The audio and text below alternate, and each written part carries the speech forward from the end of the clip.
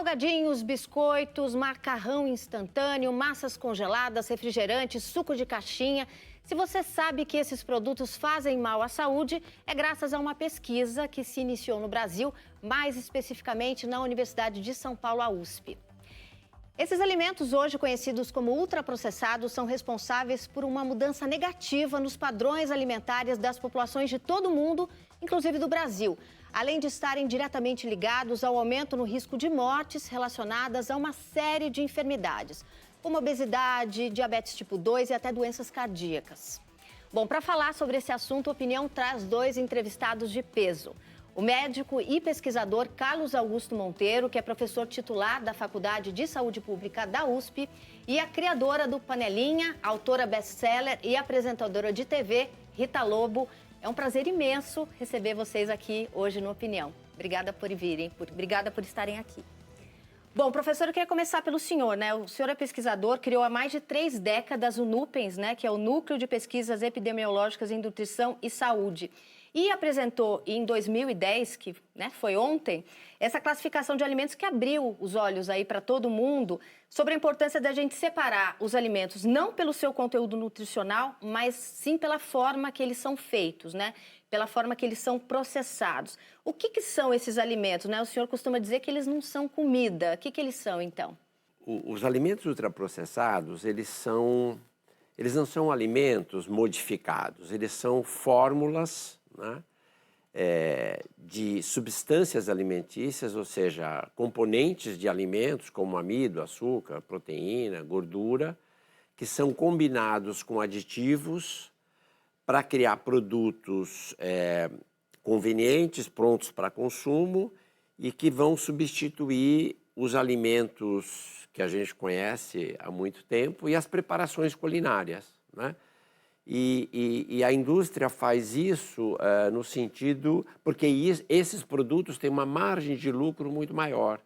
Como eles são feitos com ingredientes de muito baixo custo, a indústria consegue chegar a produtos altamente lucrativos, né? E a força que essas indústrias têm, em geral, nós estamos falando de corporações transnacionais, é tão grande que ela impõe esses produtos, ela vem impondo esses produtos, país após país, com resultados, infelizmente, bastante ruins para a saúde pública. Eles são baratos, eles são saborosos, eles deixam a gente sempre com fome, então a gente está sempre voltando naquele alimento, então isso acaba gerando ali uma máquina de lucro muito grande. Eles são muito competitivos, né, em relação à alimentação tradicional, por conta de serem, às vezes, até mais baratos, não precisam de preparação nenhuma, são hiperpalatáveis porque eles são manipulados, não é? Porque a indústria tem um arsenal de aditivos, de ingredientes, e esses produtos são feitos o que a gente chama alcançar o bliss point. Esse bliss point é aquele ponto da combinação de ingredientes que maximiza o sabor e faz a pessoa querer comer aquilo e nada mais, e querer comer numa quantidade maior do que a que ele precisaria. Uhum. Ô Rita, se alimentar, eu acho que nas últimas décadas sempre foi um inferno, né? Uma hora é o tomate que não pode, outra hora é o glúten, outra hora é o ovo, né? As capas das revistas semanais, quem tem essa memória de esperar a revista de domingo lembra, né? Cada hora era uma coisa que a gente não podia comer. E você sempre foi na contramão de tudo isso, né? Defendendo ali a comida de verdade. Desde quando você tem esse entendimento? Foi uma sorte, na verdade, eu ter esse entendimento de que aquilo que era feito e temperado na fábrica não podia ser bom para você. Talvez por ter aprendido a cozinhar já adulta, eu pude ter essa consciência, assim, e também ter tido uma, digamos assim, uma educação em que a alimentação, aquela coisa das nossas mães, né, de come arroz, come feijão, come o legume, come a verdura, né, assim, a nossa geração teve muito isso, né? De tem que comer comida saudável nesse sentido. Não é saudável frango grelhado com salada, isso é dieta, é outra coisa, é regime. Mas o que eu posso te dizer que eu pude, nesses 24 anos do Panelinha, né? Eu lancei o Panelinha em 2000. e eu pude assistir meio que de camarote as mudanças no entendimento do público do que era alimentação saudável. Então, o foco não era tanto o tomate, o ovo, a manteiga, era assim, anos 2000, o site começou. A gente tinha lá um número X de receitas publicadas e as pessoas todas muito animadas que elas davam certo e que elas pegavam as receitas e conseguiam cozinhar. E aí, nessa época, não tinha redes sociais, né? As pessoas escreviam por e-mail.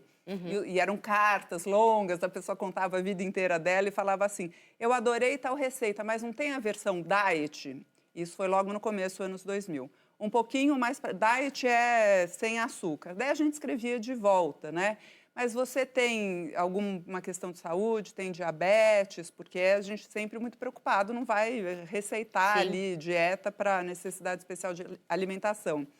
Não, é porque é mais saudável. Um pouquinho mais para frente, as pessoas começaram a pedir light, e depois sem glúten, e depois low carb.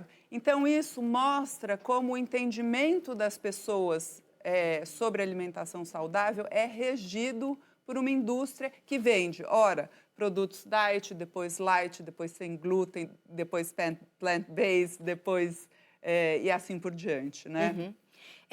Doutor, a partir do que era uma hipótese inicial do senhor como pesquisador, né, já existe uma série de estudos, além do feito pelo núcleo, que comprova a associação direta de ultraprocessados com algumas doenças, né? Quais são essas doenças? Então, na realidade, esse conceito, nós desenvolvemos esse conceito de alimento ultraprocessado para tentar entender a pandemia de obesidade. A partir daí, os pesquisadores começaram a testar essa hipótese, ver se nos seus países, sobretudo em estudos de corte, que são estudos que você acompanha dezenas de milhares de pessoas por 5, 10, 15, 20 anos, e você vê o que elas comem e as doenças que elas desenvolvem. Então, acho que o primeiro estudo mostrou uma relação com excesso de peso, com ganho de peso. Aí, em seguida, houve um outro estudo sobre depressão, também mostrando uma associação. Aí, em seguida, estudos na França mostraram relação com doença cardiovascular, com diabetes. E aí foi uma sucessão hoje a gente tem mais de 100 estudos desses longitudinais mostrando associação entre consumo de ultraprocessado e mais de 25 doenças crônicas diferentes, que vão da obesidade até doenças mentais, ansiedade, depressão, passando por doenças renais, gastrointestinais, doenças pulmonares. E a razão é porque o ultraprocessado, ele é tão diferente do alimento, ele leva para dentro do nosso organismo tanta coisa que não é alimento, não é? Aí nós estamos falando não só dos aditivos, que são que aparecem em grande número nos ultraprocessados, mas também substâncias que são criadas durante o processamento. A acrilamida, por exemplo, é um. Há também essas substâncias que são liberadas do plástico que envolve esses produtos que passam para dentro do alimento. Então, em função dessa característica, é que a gente vê hoje o ultraprocessado associado com doenças em praticamente todo o nosso organismo, em todos os nossos sistemas, né? Então, não é uma surpresa, porque a gente está consumindo algo que não é alimento. Rita, pegando esse gancho da obesidade, é uma epidemia mundial, já é tratada como isso, é uma doença. Eu achei curioso que recentemente eu vi que a indústria alimentícia está lançando produtos ultraprocessados para as pessoas que estão em tratamento de obesidade com esses novos medicamentos que têm resultados aí super animadores, né, para ajudar essas pessoas que às vezes não passaram a vida sem conseguir emagrecer. A indústria está sempre de olho em uma oportunidade, né?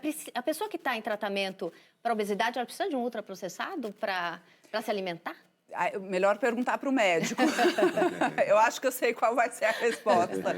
Mas eu acho interessante a gente pensar o seguinte, eu comentei com você ali dessa linha, né, de ultraprocessados que iam sendo lançados e as pessoas achavam que aquilo era alimentação saudável. Os melhores alimentos não têm lista de ingredientes no rótulo.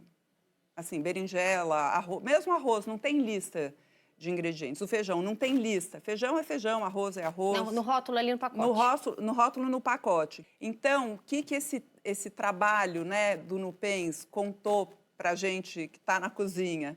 É que é mais simples. Assim, alimentação é um assunto muito complexo, mas as soluções, elas são mais simples do ponto de vista da comida. Se é comida de verdade e a gente respeita mais ou menos um padrão alimentar tradicional, ou seja, o nosso jeitão de comer, o jeitão brasileiro de comer, vai com tudo. Se é produto que tem um monte de nome de coisas que a gente não tem na cozinha de casa, melhor deixar de lado. Por quê? Porque a ciência está mostrando que o consumo desses, em todos os lugares que as pessoas foram deixando de cozinhar e comendo mais desses produtos, os índices de saúde pioraram drasticamente. Então, o motivo pelo qual eu, por exemplo, que sou uma cozinheira e estou cada vez mais pertinho do mundo da ciência, indo a congresso falar sobre a importância de cozinhar, é porque a ciência descobriu que para comer comida de verdade, as pessoas têm que cozinhar. Cozinhar é uma ferramenta para uma vida melhor, para uma alimentação mais saudável. E eu imagino que em todos os casos, né, para quem tem necessidades especiais de alimentação, seja qual for a doença, precisa ter orientação médica. Porém, as soluções, eu tenho certeza, vão passar pela cozinha de casa. Doutor, a indústria alimentícia, ela patrocina congressos de pediatria, por exemplo, né? Às vezes pesquisa. O senhor sempre conseguiu se manter longe desse tipo de financiamento que é oferecido aí pela indústria? Não só o nosso grupo na USP, mas de maneira geral, nas universidades públicas brasileiras, né? Na área de saúde pública, que é a área que eu trabalho, o financiamento, a pesquisa é feito pelas fundações como a FAPESP aqui, o CNPq, a FINEP, o Ministério da Saúde, etc. Então não há conflitos de interesse, né? Agora, é interessante ver por que a indústria financia pesquisa, porque ela financia congressos, né? E aí nós temos que fazer uma separação. Veja, quando a gente fala em indústria de alimentos, a gente está falando de um setor muito amplo. Nós estamos falando da indústria que produz arroz e feijão. O arroz e feijão ele é beneficiado, empacotado, tem uma indústria por trás disso, né? O óleo, o azeite, a manteiga, o leite, o queijo, né? São todos alimentos que não são ultraprocessados e são produzidos, em geral, por indústrias de tamanho pequeno ou médio, né? Há uma diferença muito grande quando a gente fala da grande indústria de alimentos, que são transnacionais, como eu já falei, e que essa sim tem essa estratégia de financiar congressos, de fazer propaganda dos seus produtos, né? De financiar a formação de profissionais. E por que ela faz isso? Porque ela sabe que esses produtos que ela produz e que dão tanto lucro para ela, adoecem as pessoas. Então, ela precisa de ter alternativas para criar, no mínimo, uma confusão, né? Em que semear dúvidas em relação... Será que esses alimentos são realmente tão maus assim? Não é? Eu vi agora, por exemplo, um congresso mais importante americano, que é da Sociedade Americana de Nutrição, e uma série de protestos, porque uma das sessões do congresso era uma sessão com... entrega de prêmios para 10 jovens pesquisadores, né, da área de nutrição, financiados esses prêmios pela Sociedade de Açúcar dos Estados Unidos. Então, assim, houve uma chuva de... Por que a sociedade que produz açúcar nos Estados Unidos financia jovens pesquisadores na área de nutrição? O conflito de interesse está posto, não né? Não precisa nem... Rita, imagino que você é muito procurada por essas transnacionais para ser financiada. Você conseguiu se manter longe desse tipo de financiamento? Consegui. A gente, no Panelinha, acabou criando um modelo de negócio que não depende de anúncio da indústria de ultraprocessados, digamos assim. E é uma coisa talvez única. Não sei nem se no Brasil ou no mundo, talvez no mundo, porque esse meu assunto, que é cozinha, ele é, digamos assim,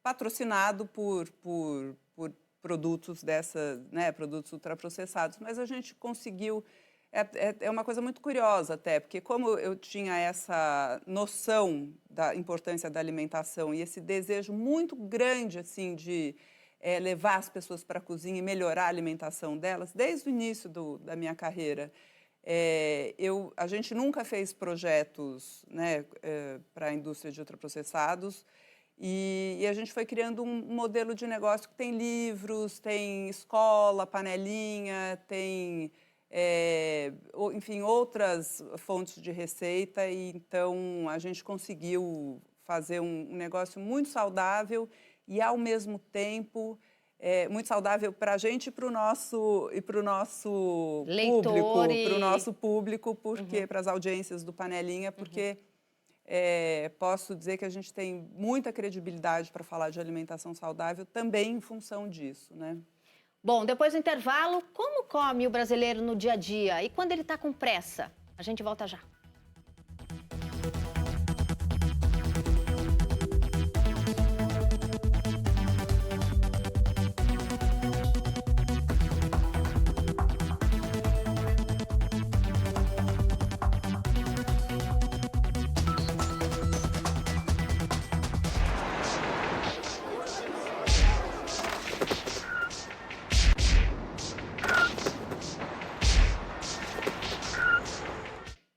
Estamos de volta com opinião com a gente, o médico e pesquisador Carlos Augusto Monteiro, professor titular da Faculdade de Saúde Pública da USP, e a chefe de cozinha, escritora e apresentadora Rita Lobo.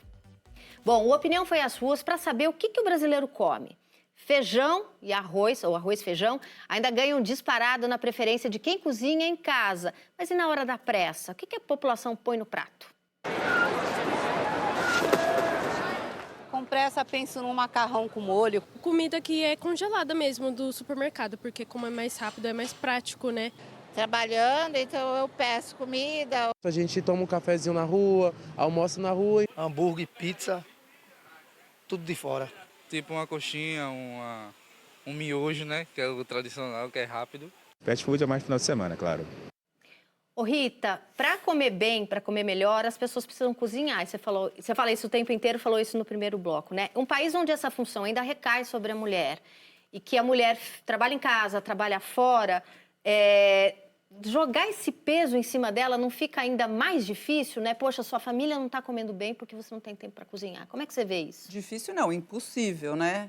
A conta não fecha. Eu acho que é impossível. Eu acho que a alimentação saudável, ela só funciona, né, comer comida de verdade, se isso for um assunto da casa. Sem divisão de tarefas, esquece. Assim, tem que ter... Com divisão de tarefas, já tem que ter muito planejamento. Você tem que fazer o feijão no fim de semana para a semana, o arroz pode fazer a cada 3 dias. E tem uma coisa interessante, que é assim, essa coisa da comida congelada. Muita gente fala assim, mas não tem problema congelar a comida, porque comida congelada não faz bem. O problema é o que você congelou, né? Se você congelou comida de verdade, você vai descongelar a comida de verdade. Então, você juntar a família inteira no fim de semana e transformar isso numa atividade da família, dos pais com os filhos, fazer cozinhar mais, porcionar, congelar, isso é uma coisa que deveria entrar na rotina da família para garantir comida de verdade e também dentro de um orçamento, né? Porque quando você vai ver, porque não dá para você fazer uma comparação só de quanto custa a comida, aquele produto ou o produto feito em casa. Você tem que pegar no mês. Se você só comer ultraprocessado, lasanha congelada e tudo mais, assim, hoje no Brasil ainda está pau a pau. Uhum. Claro que em países como nos Estados Unidos, em que as pessoas há muito tempo não cozinham, os ultraprocessados são mais baratos. No Brasil, ainda comer arroz com feijão não necessariamente é mais caro. Nos Estados Unidos comer comida de verdade é mais caro.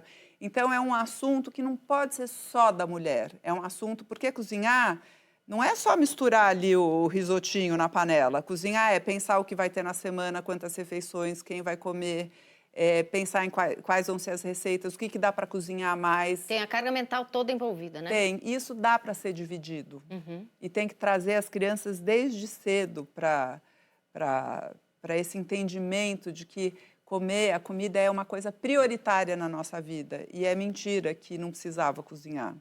Não deu certo. Professor, o senhor foi coordenador do Guia Alimentar para a População Brasileira, que foi publicado em 2006 pelo Ministério da Saúde, que é um documento, né, que é referência para outros países, inclusive, né? As pessoas deviam ter orgulho de existir esse guia. Qual que é a importância desse documento? Ele pode ensinar, se é que a gente pode usar esse verbo, o brasileiro a comer de forma saudável de novo? O Guia Alimentar Brasileiro, ele inovou em várias áreas, né? E hoje a gente, mais de 12 ou 13 países, tem guias parecidos com o do Brasil. Dentre essas inovações, ele tem até por ser do Ministério da Saúde, ele tem uma preocupação que as recomendações promovam a saúde, né? A alimentação que promove a saúde. Mas não é só isso, a pessoa não come para ficar saudável só, né? E essa é uma primeira inovação, né? É admitir que as pessoas comem para ter prazer, alimentação mesa, com é uma fonte de prazer, de convivência, é uma afirmação da cultura, que é extremamente importante. Quer dizer, em cada lugar você tem uma cultura alimentar diferente, tem um impacto no meio ambiente que também deve ser levado em conta. Então, a gente deve consumir aqueles alimentos que são mais amigos da natureza, né? Cuja produção, então, a gente deve consumir mais alimentos de origem vegetal. Então, enfim, o guia, na verdade, ele começa com princípios que são esses todos que eu falei, né? E aí, a outra inovação importante é que ele fala na comida de verdade, né? Os guias tradicionais que a gente tem, sobretudo o guia americano, que acaba sendo modelo para muitos outros guias em outros países, essencialmente ele fala: consuma alimentos que têm bastante proteína, vitaminas, minerais e não consuma os alimentos que têm muito sal, gordura e açúcar, né? Mas ele não fala, na realidade, dos alimentos. Quais são esses alimentos que devem ser consumidos? E o guia fala. O guia é um guia baseado em alimentos. Eu tenho que consumir hortaliças, vários tipos, comer frutas, cereais, leguminosas, carne, leite, ovos, enfim. Mas esses alimentos têm que ser minimamente processados, têm que ser preparados na hora, né? E os alimentos processados, eles podem complementar a alimentação. Mas os ultraprocessados não são compatíveis com a alimentação saudável. País após país tem adotado o modelo brasileiro. O último foi a Índia, né? Um país que tem aí mais de 1 bilhão de habitantes. Hoje tem um guia alimentar que também insiste em que a alimentação saudável é a comida de verdade, que é preparada a partir de alimentos, nas casas das pessoas, de preferência, né? E onde se evita o consumo de ultraprocessados. Ô Rita, se a gente se conectar com os nossos avós, nossos pais, você acha que a gente começa a ter uma relação nova com a comida? Porque hoje em dia a gente é levado a acreditar, inclusive, que o nosso leite, o leite materno, não é o suficiente para os nossos filhos, né? As nossas avós amamentaram as nossas mães e estava todo mundo vivo e todo mundo saudável, né? Qual que é a importância da gente olhar para o passado para se reconectar com a comida? É super importante, porque isso dá uma noção de raiz, sabe? E é muito bom essa sensação de pertencimento, de você saber de onde você vem. Mas também é importante você saber para onde você vai. A comida também conta o que você está pensando, o que você acredita, né? Então, eu acho que quando a gente... Por exemplo, uma grande mudança nos últimos 10 anos... não era uma orientação até da Organização Mundial da Saúde, a redução de consumo de carne. Por exemplo, isso que o professor falou, que a gente também tem que pensar no meio ambiente, no que é amigo do meio ambiente, né? Porque está tudo junto. Está tudo junto. Não adianta você olhar só para você, né? Você tem que olhar para o todo.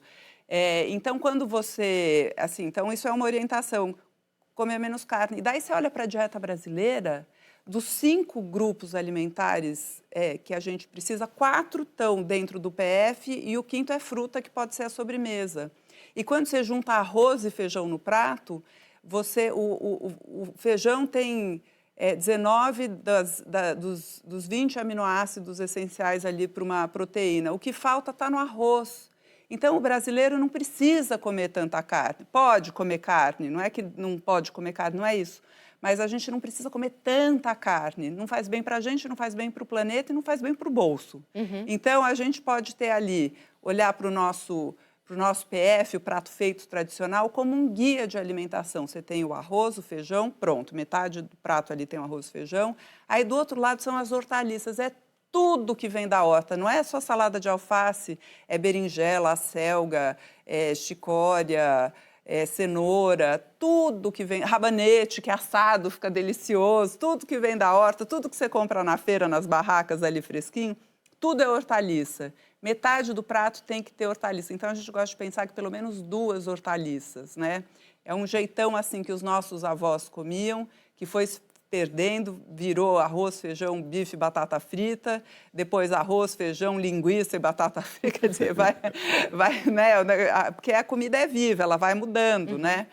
Então, assim, a gente olhar para trás, dá uma ideia de para onde a gente pode ir para frente também. Bom, infelizmente eu tinha ali mais 1 hora de perguntas, mas o tempo acabou e eu queria agradecer muitíssimo a presença do médico e pesquisador Carlos Augusto Monteiro, que é professor titular da Faculdade de Saúde Pública da USP e também a criadora do Panelinha, escritora, apresentadora de TV Rita Lobo. Foi um prazer ter vocês aqui com a gente, muito obrigada. E eu queria agradecer também você que está aí do outro lado. Se quiser rever esse programa, vai no YouTube, Jornalismo TV Cultura ou baixa o aplicativo Cultura Play. Ótima noite, a gente se vê a semana que vem.